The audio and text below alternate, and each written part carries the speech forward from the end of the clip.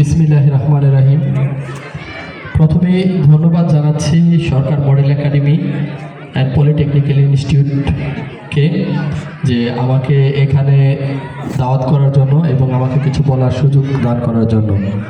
আর সবচেয়ে কষ্ট হচ্ছে শিক্ষার্থীদের জন্য, যারা অনেকক্ষণ ধরে মাঠে এই রোদের মধ্যে দাঁড়িয়ে আছে, তোমাদের জন্য অনেক কষ্ট হচ্ছে।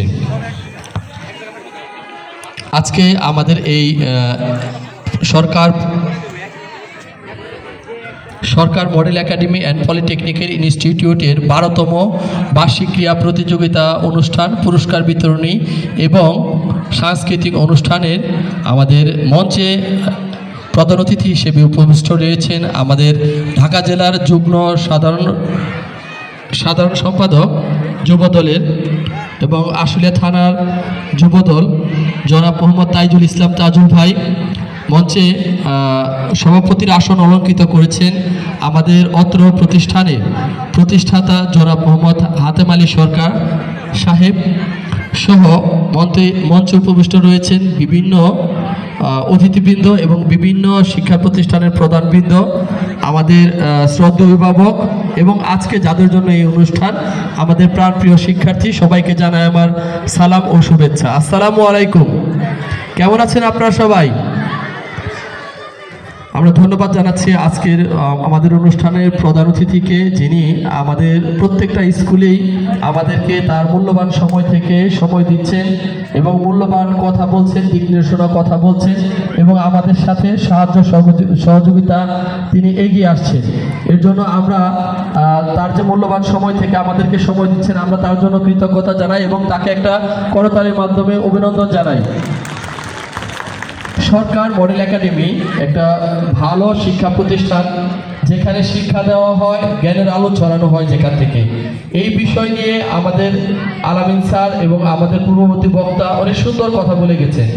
আমি এই বিষয় নিয়ে কথা বলতে চাই না, আমি অন্য একটা বিষয় নিয়ে কথা বলতে চাই। আমি কথা বলতে চাই আমাদের শ্রদ্ধেয় আলামিন স্যার, যিনি এই স্কুলের প্রতিষ্ঠাতা এবং প্রধান শিক্ষক, তাকে নিয়ে। আলামিন স্যারকে যেটা জানি, আমি তার পরিবারের সাথে আমি খুব ভালোভাবে মিশি, যেটা জানি, যেটা আলামিন স্যারের কথা আমি বলবো। আলামিন স্যারের বাবা একজন অসুস্থ রোগী মানুষ। আমি একবার দেখতে গিয়েছিলাম, একবার দেখতে যাওয়ার সুযোগ হয়েছে একটা হসপিটালে।